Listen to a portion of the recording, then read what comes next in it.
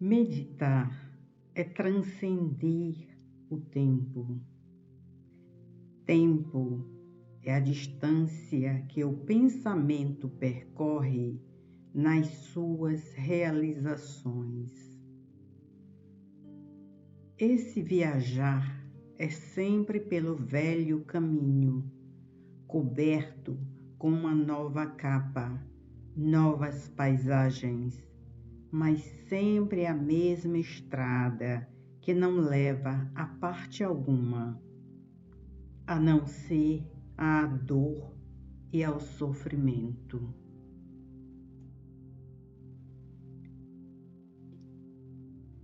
É somente quando a mente transcende o tempo que a verdade deixa de ser uma abstração. Então, a bem-aventurança não é uma ideia derivada do prazer, porém, uma realidade que não é verbal. Esvaziar a mente do tempo é o silêncio da verdade, e ver isso é ação.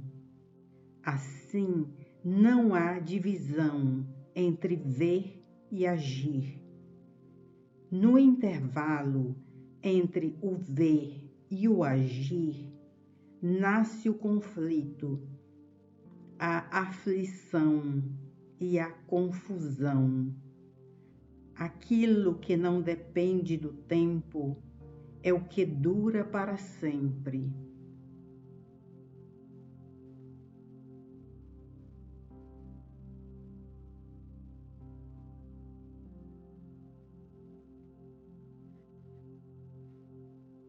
Em cada mesa havia narcisos novos, frescos, diretos do jardim, ainda com o viço da primavera. Sobre uma mesa lateral, viam-se lírios branco-leitosos, com centros amarelo vivo. Ver aquele branco leitoso e o brilhante amarelo daqueles narcisos era ver o céu azul, sempre expandindo, infinito, silencioso. Quase todas as mesas estavam ocupadas por pessoas que falavam e riam muito alto.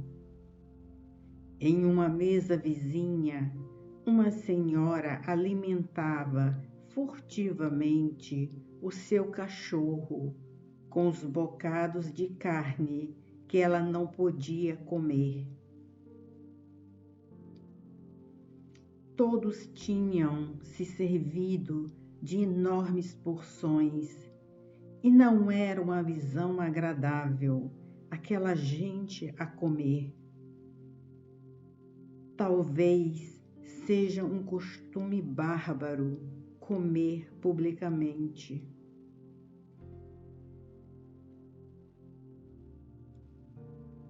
Do outro lado da sala, um homem havia se fartado de vinho e de carne e acendia um enorme charuto.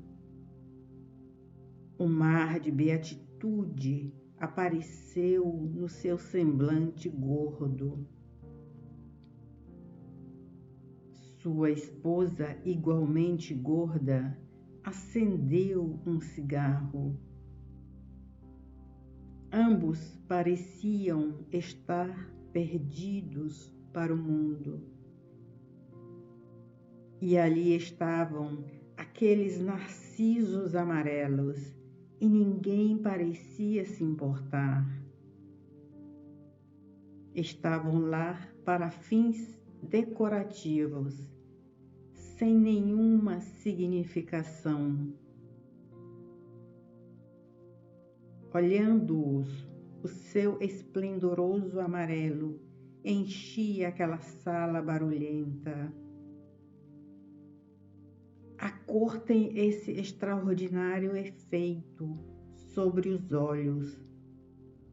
Não era tanto o olho que absorvia a cor, e sim a cor que parecia preencher o seu ser.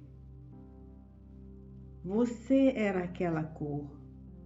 Você não se tornou aquela cor. Você era ela, sem identificação ou nome. O anonimato que é inocência. Quando não há anonimato, há violência em todas as suas diferentes formas.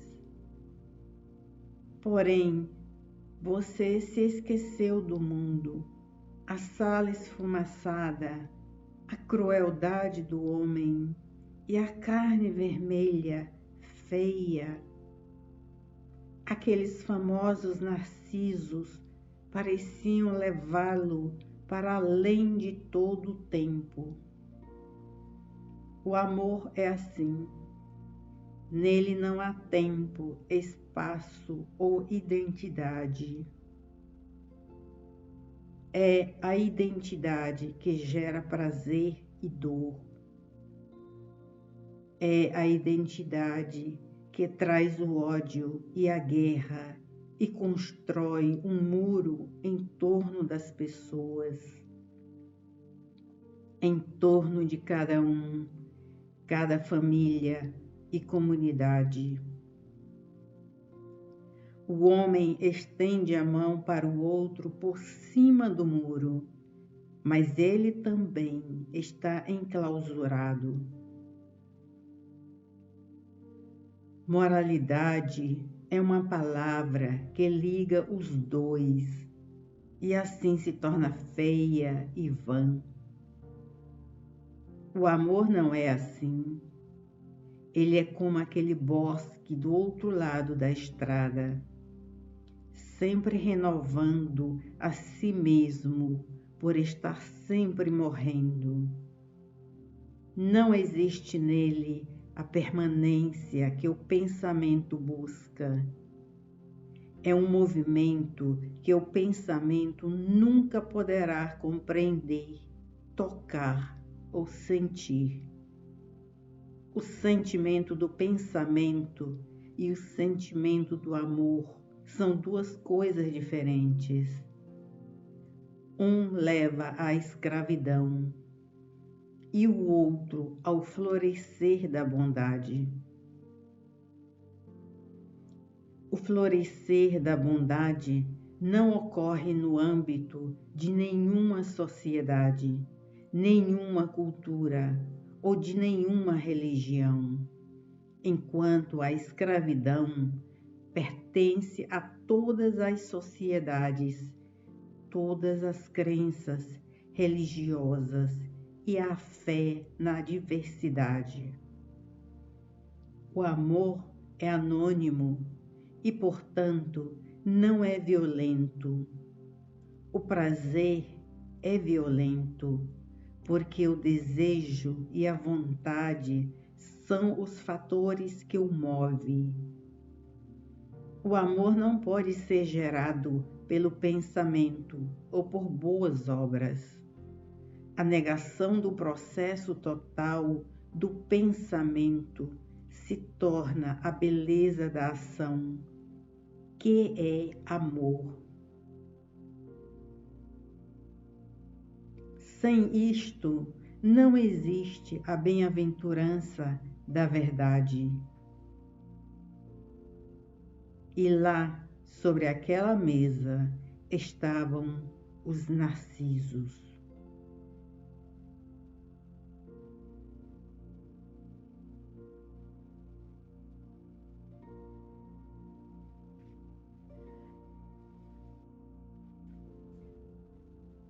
Meditação é o despertar da bem-aventurança. Ela é tanto os sentidos quanto o transcender dos sentidos. Ela é sem continuidade, porque não é do tempo. A felicidade e a alegria do relacionamento, a visão de uma nuvem passando sobre a terra e a luz da primavera nas folhas são os deleites dos olhos e da mente. Esse deleite pode ser cultivado pelo pensamento e o espaço da memória pode lhe dar permanência, mas não constitui a bem-aventurança da meditação, na qual se inclui a intensidade dos sentidos. Os sentidos devem ser penetrantes, não distorcidos pelo pensamento, pela disciplina da conformidade e pela moralidade social. Liberdade dos sentidos não significa indulgência para com eles. A indulgência é o prazer do pensamento. O pensamento é como a fumaça de uma chama, e a bem-aventurança é a chama sem a nuvem de fumaça que traz lágrimas aos olhos. Prazer é uma coisa e felicidade outra. Prazer é escravidão ao pensamento e a felicidade está além e acima do pensamento. O fundamento da meditação é a compreensão do pensamento e do prazer, com sua moralidade e sua disciplina que dá conforto. A bênção da meditação não pertence ao tempo e à duração. Está além de ambos e, portanto, não é mensurável. Seu êxtase não está nos olhos de quem vê, nem é uma experiência do pensador. O pensamento não pode tocá-lo com suas palavras e seus símbolos e a confusão que ele gera. Não é uma palavra que pode enraizar-se no pensamento e ser moldada por ele. Essa bênção vem do completo silêncio.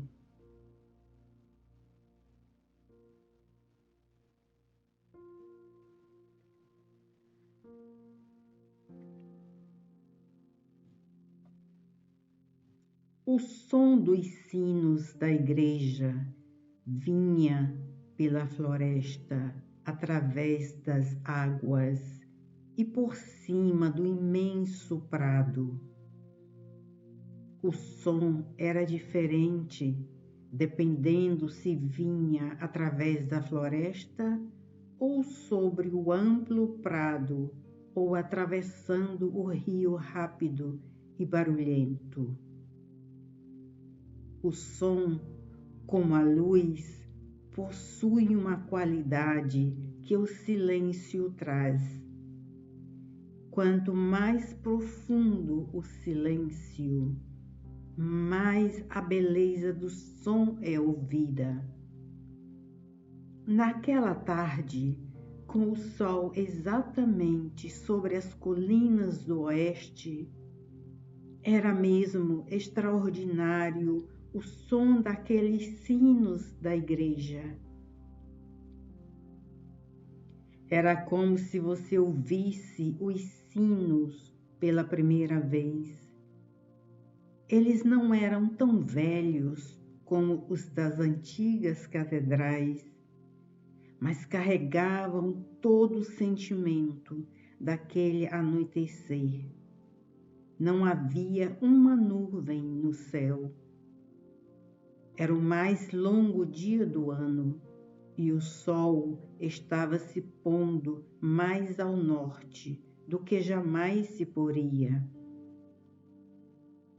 Raramente escutamos o som do latido de um cão, ou o choro de uma criança, ou a risada de um homem que passa ao lado. Nós nos separamos de todas as coisas e então, desse isolamento, olhamos e escutamos todas as coisas. É essa separação que é tão destrutiva, pois nela está todo conflito e confusão.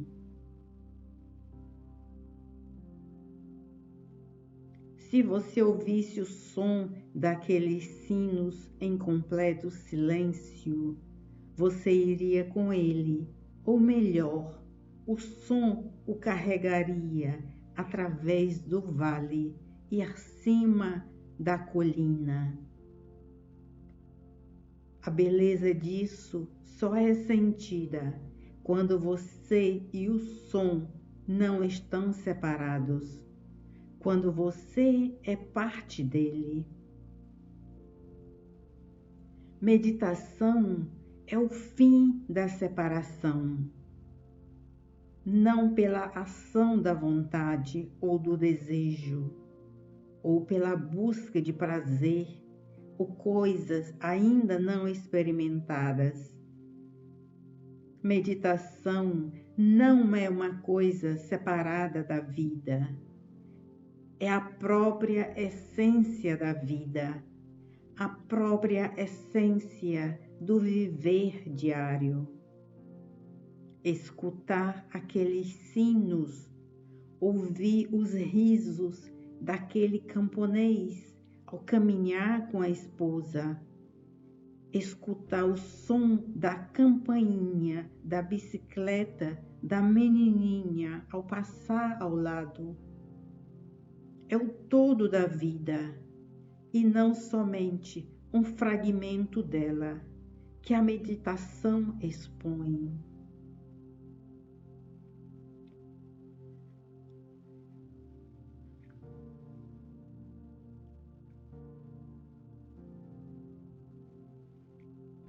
Se você atravessa a pequena cidade com sua única rua de numerosas lojas, a padaria, a loja de fotografia, a livraria, o restaurante ao ar livre, passa por baixo da ponte, pelo alfaiate sobre outra ponte, passa pela serraria, então entra na floresta e continua ao lado do riacho, olhando para todas as coisas pelas quais você passou com seus olhos e todos os seus sentidos plenamente despertos, mas sem um único pensamento na sua mente.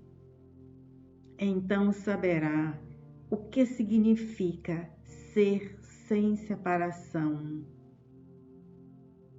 Você segue aquele riacho por 2 ou 3 quilômetros, novamente sem nenhum movimento do pensamento, olhando para as águas correntes, ouvindo seu barulho, vendo sua cor, o verde acinzentado do riacho da montanha, olhando as árvores e o céu azul por entre os galhos e as folhas verdes, novamente, sem um único pensamento, sem uma única palavra.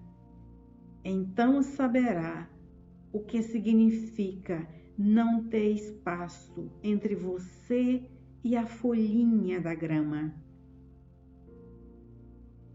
Se você segue atravessa os prados com suas 1000 flores de todas as cores imagináveis, do vermelho vivo ao amarelo e à púrpura, e a grama verde brilhante, lavada pela chuva da noite anterior, rica e verdejante, novamente sem um único movimento do mecanismo do pensamento.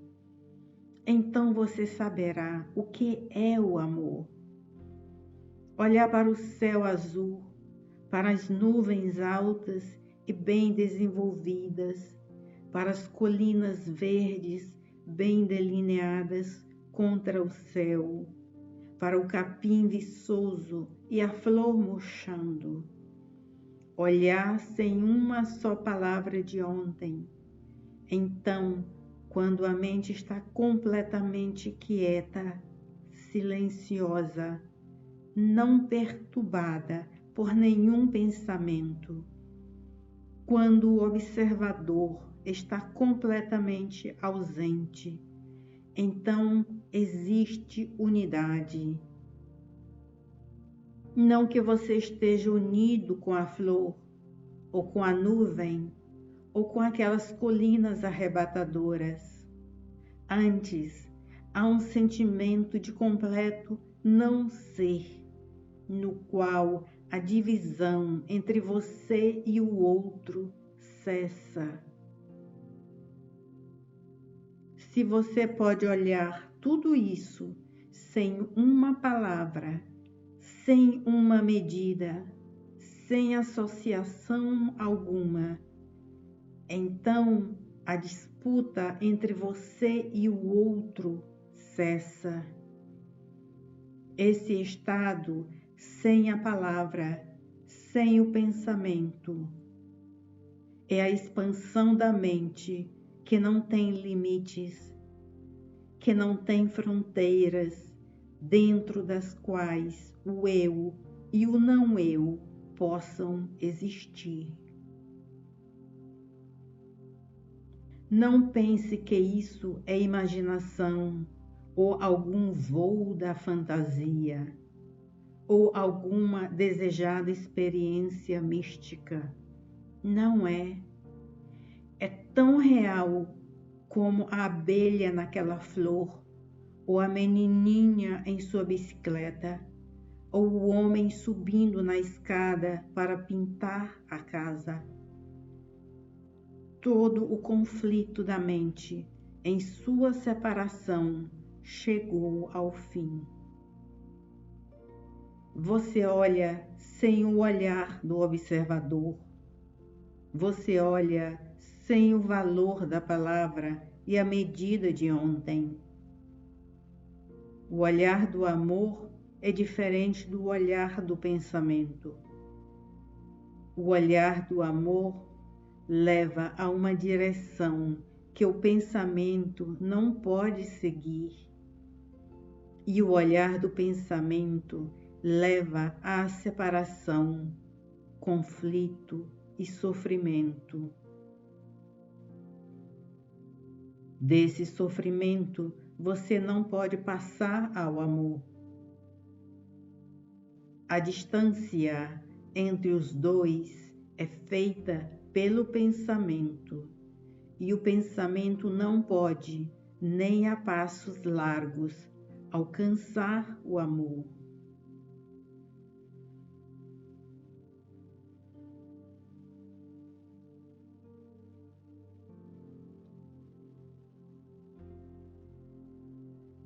No animal, os instintos para seguir e obedecer são naturais e necessários à sobrevivência, mas no homem eles se tornam um perigo. Seguir e obedecer no indivíduo é imitação, ajustamento a um padrão da sociedade que ele próprio construiu. A inteligência não pode funcionar sem liberdade. Entender a natureza da obediência e da aceitação na ação traz liberdade. Liberdade não é o instinto para fazer o que se quer. Isso não é possível numa vasta e complexa sociedade. Por isso, existe o conflito entre o indivíduo e a sociedade, entre os muitos e o um.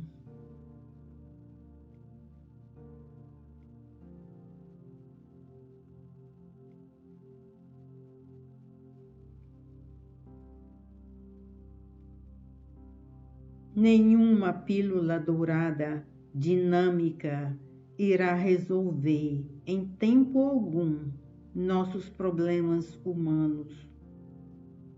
Eles só poderão ser resolvidos quando acontecer uma revolução radical na mente e no coração do ser humano. Isso exige trabalho árduo e constante, exige ver e escutar e assim ser altamente sensível. A mais alta forma de sensibilidade é a mais alta inteligência, e nenhuma droga jamais inventada pelo homem dará essa inteligência. Sem essa inteligência não existe amor, e amor é relacionamento. Sem esse amor não há equilíbrio dinâmico no ser humano. Esse amor não pode ser dado nem pelos sacerdotes e seus deuses, nem pelos filósofos ou pela pílula dourada.